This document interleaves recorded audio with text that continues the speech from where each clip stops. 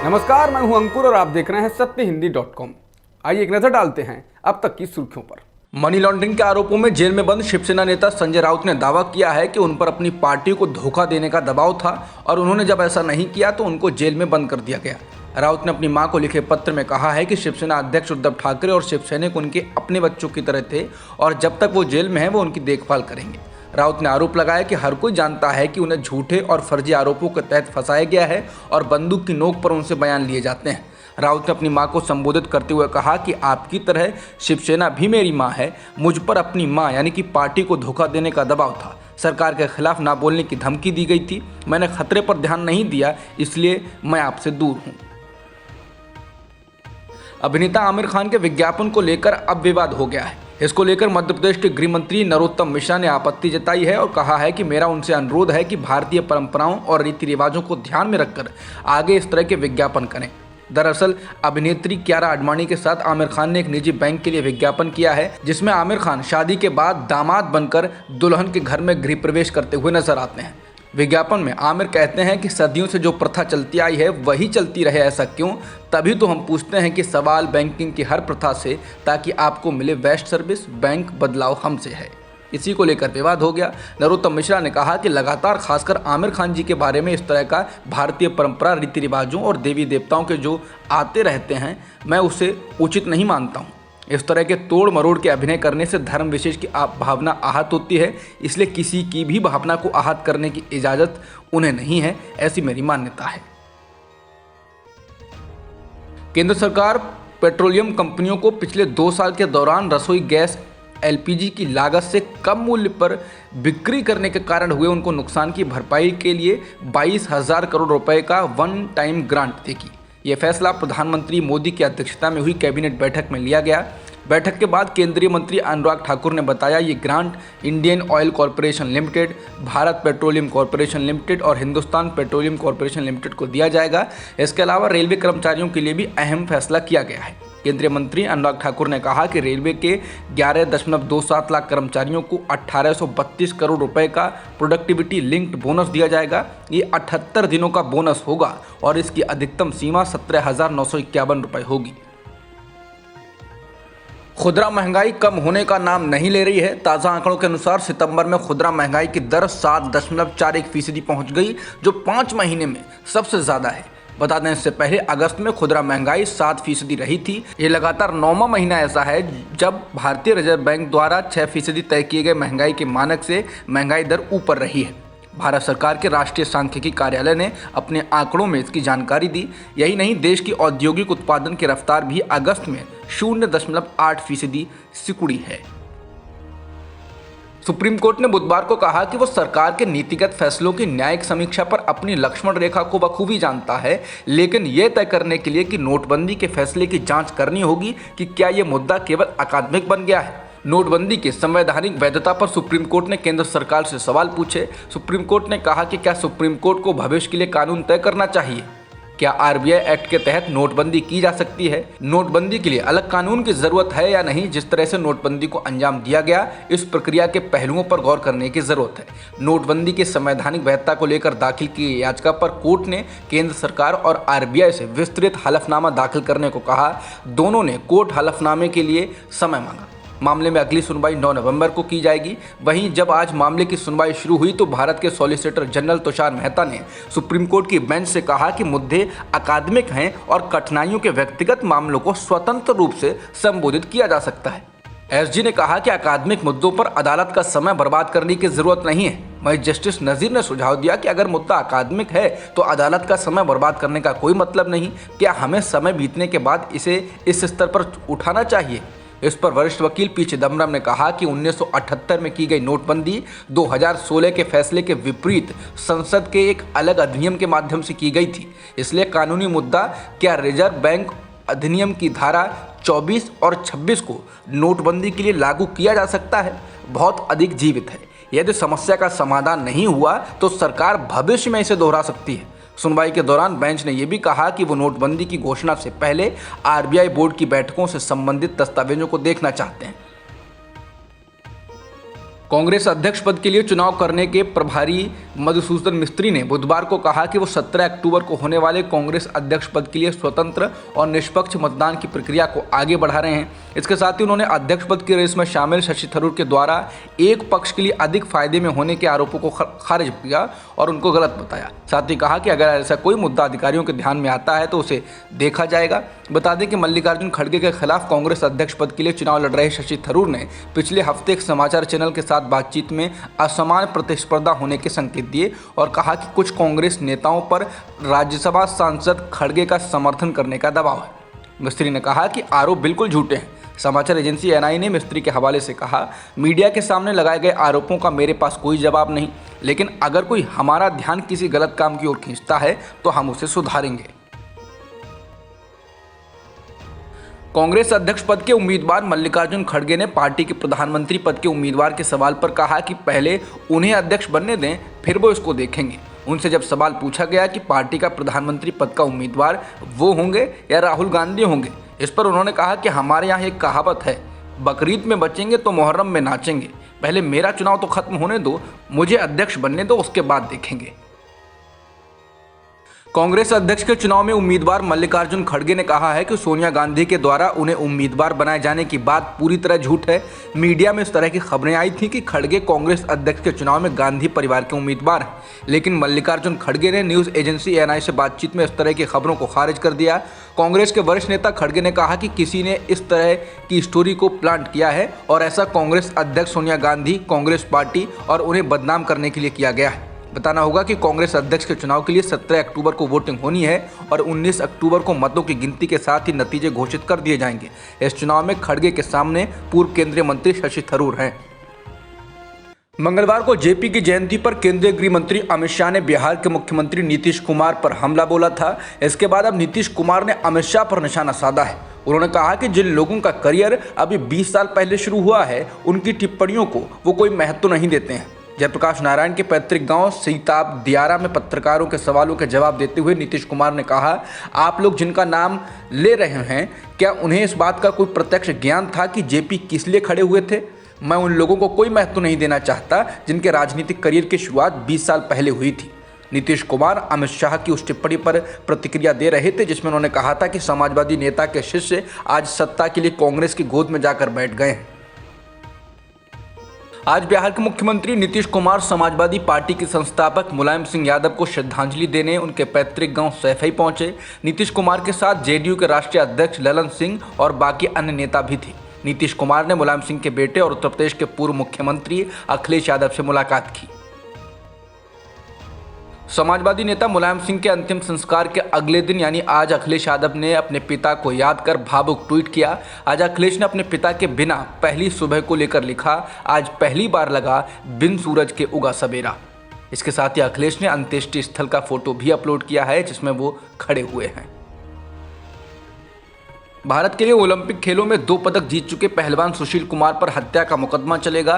दिल्ली की एक अदालत ने सुशील कुमार और 17 अन्य लोगों के खिलाफ जूनियर पहलवान सागर धनखड़ की मौत के मामले में हत्या के प्रयास, दंगा करने, आपराधिक साजिश रचने सहित कई धाराओं में आरोप तय कर दिए हैं। दिल्ली की एक अदालत ने इस मामले में फरार चल रहे 2 अन्य लोगों के खिलाफ भी आरोप तय किए हैं। बता दें कि मई 2021 में पहलवान सुशील कुमार को जूनियर पहलवान सागर धनखड़ की हत्या के मामले में गिरफ्तार किया गया था।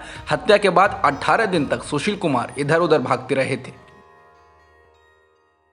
बीसीसीआई के अध्यक्ष पद के लिए रॉजर बिन्नी का नाम सामने आने और सौरभ गांगुली के बाहर होने को लेकर राजनीति गर्मा गई।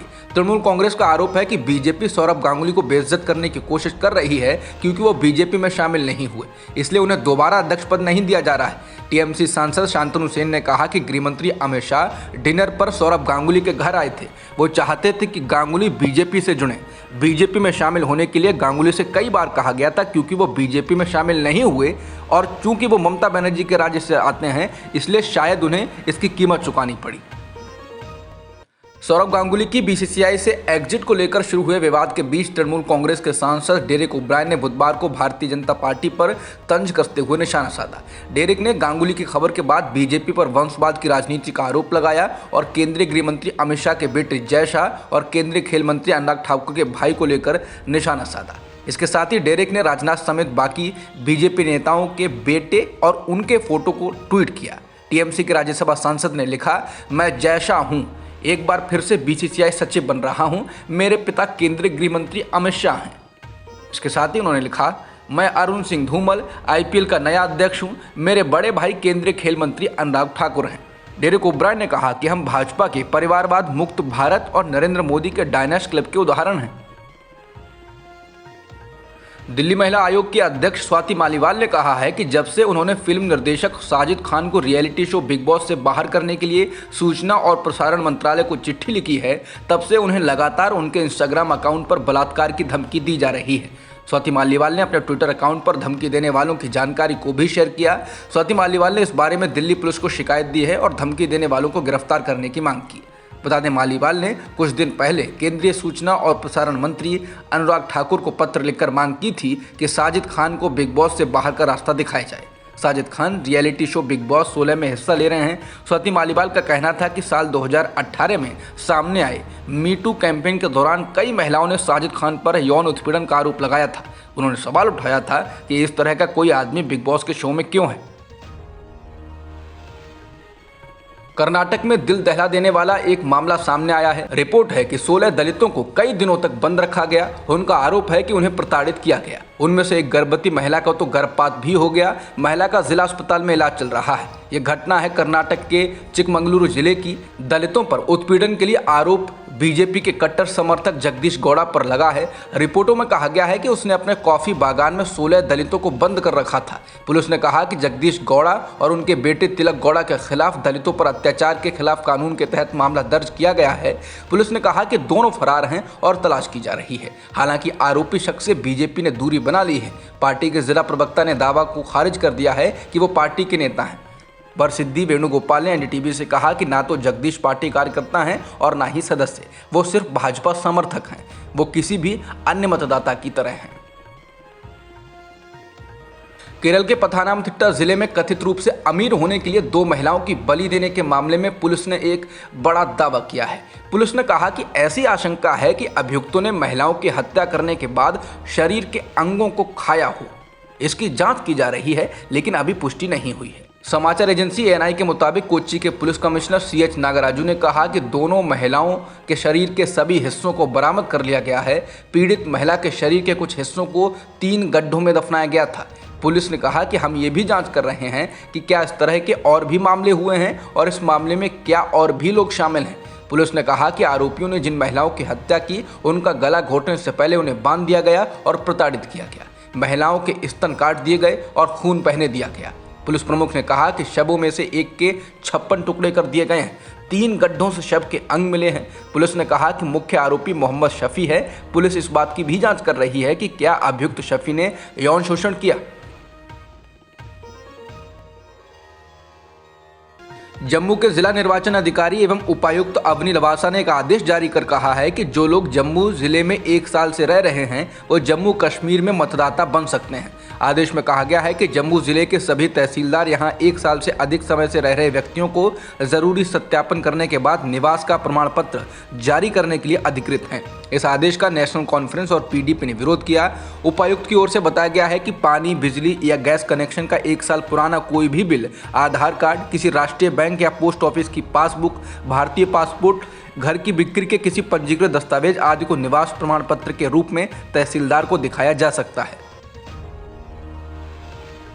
जम्मू में 1 साल से रहने वाले लोगों को मतदान वाले अधिकार को लेकर राज्य के विपक्षी दलों ने विरोध दर्ज कराया। जम्मू कश्मीर नेशनल कॉन्फ्रेंस ने ट्वीट कर कहा कि सरकार जम्मू कश्मीर में 25 लाख गैर स्थानीय लोगों को वोटर बनाने जा रही है। नेशनल कॉन्फ्रेंस ने कहा कि बीजेपी चुनाव को लेकर बुरी तरह डरी हुई है और वो जानती है कि वो इस चुनाव में हार जाएगी।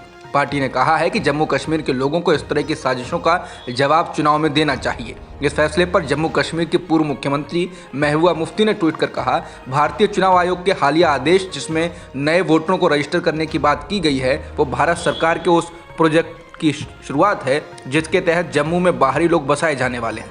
इसका पहला नुकसान डोगरा संस्कृति, उनकी पहचान, रोजगार और व्यापार को होगा। पंजाब के आम आदमी पार्टी की सरकार के पाकिस्तान के साथ फिर से व्यापार शुरू करने की इच्छा वाली खबर के बाद कांग्रेस और बीजेपी ने आम आदमी पार्टी पर तीखा हमला किया है।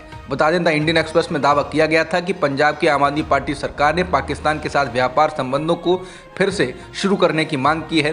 पंजाब के कृषि और किसान कल्याण मंत्री कुलदीप सिंह धालीवाल ने इस साल 14-15 जुलाई को बेंगलुरु में राज्यों के कृषि और बागवानी मंत्रियों के राष्ट्रीय सम्मेलन के दौरान ये मांग उठाई थी। समाचार रिपोर्ट पर प्रतिक्रिया व्यक्त करते हुए भाजपा के राष्ट्रीय प्रवक्ता शहजाद पूनावाला ने आपको पीपीपी पाक परस्त पार्टी कहा। पूनावाला ने ट्विटर पर कहा कि आपकी पाकिस्तान परस्ती कांग्रेस के पाक प्रेम के समान अंतर है। जैसे कांग्रेस आपने सर्जिकल स्ट्राइक पर सवाल उठाया था, बालाकोट पर सबूत मांगा था, वहीं कांग्रेस पार्टी ने आप सरकार की मांग पर भी सवाल उठाया। कांग्रेस के वरिष्ठ नेता और पूर्व केंद्रीय मंत्री मनीष तिवारी ने पूछा कि जब भारत और पाकिस्तान में उच्चायुक्त नहीं है तो व्यापार कैसे संभव है। इसके अलावा दिल्ली भाजपा नेता मनजिंदर सिंह सिरसा ने भी आपके नेतृत्व वाली पंजाब सरकार पर निशाना साधा। पंजाब और हरियाणा हाईकोर्ट ने बुधवार को आम आदमी पार्टी के पूर्व नेता कुमार विश्वास और बीजेपी नेता तेजिंदर पाल सिंह बग्गा के खिलाफ दर्ज एफआईआर को रद्द कर दिया। बताना होगा कि कुछ महीने पहले पंजाब में कुमार विश्वास और तेजिंदर पाल सिंह बग्गा के खिलाफ पंजाब पुलिस ने एक एफआईआर दर्ज की थी। एफआईआर को रद्द करने के लिए कुमार विश्वास और बग्गा ने पंजाब और हरियाणा हाईकोर्ट का दरवाजा खटखटाया था। कुमार विश्वास आम आदमी पार्टी के संस्थापक सदस्यों में से एक रहे हैं।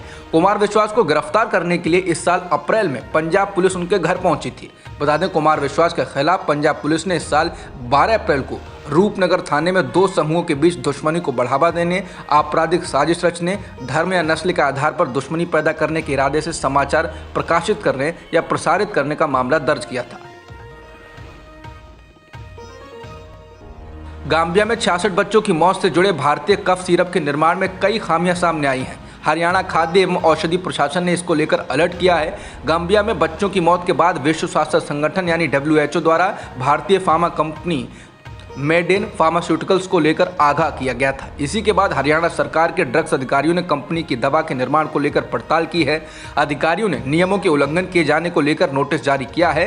राज्य दवा नियंत्रक ने मेडेन फार्मास्यूटिकल्स को कारण बताओ नोटिस में पूछा है कि उसका विनिर्माण लाइसेंस रद्द क्यों न कर दिया जाए। कंपनी को 14 अक्टूबर तक कारण बताओ नोटिस का जवाब देना है। अधिकारियों ने उल्लंघन के 12 बिंदु को विस्तृत रूप से जिक्र किया है। एनडीटीवी की रिपोर्ट के अनुसार अधिकारियों ने सोनीपत में निर्माण सुविधा के परीक्षण के दौरान यह खामियां पाई। रिपोर्ट में कहा गया है कि लॉग बुक लापता हो गया है। मेडेन फार्मास्यूटिकल्स विवादास्पद कफ सिरप के निर्माण और परीक्षण के संबंध में उपकरणों की लॉग बुक दिखाने में विफल रही। रूस के द्वारा यूक्रेन पर जारी हमलों के बीच आज 50 से अधिक पश्चिमी देशों ने यूक्रेन के लिए और अधिक हथियारों की मदद करने के लिए मुलाकात की। ब्रसेल्स में नाटो के मुख्यालय में यूक्रेन रक्षा संपर्क समूह की बैठक का उद्घाटन करते हुए अमेरिकी रक्षा सचिव लॉयड ऑस्टिन ने कहा कि इस सप्ताह रूस के मिसाइल हमलों की सीरीज ने उसके युद्ध की दुर्भावना और क्रूरता को उजागर किया। इसके साथ ही उन्होंने कहा कि यूक्रेन ने सितंबर से भारी बढ़त बनाकर मोमेंटम को शिफ्ट कर दिया, लेकिन अभी इस लड़ाई के लिए उसे और अधिक मदद की जरूरत होगी। ऑस्टिन ने कहा यह जीत यूक्रेन के बहादुर सैनिकों की है, लेकिन संपर्क समूह की सुरक्षा सहायता, ट्रेनिंग और निरंतरता की कोशिशें महत्वपूर्ण रही हैं। बता दें 100 अधिक मिसाइलों के रूसी हमले में सोमवार से पूरे यूक्रेन में कम से कम 26 लोग मारे जा चुके हैं। अब तक की खबरों में इतना ही। बाकी खबरों के लिए बने रहिए सत्यहिंदी.com के साथ।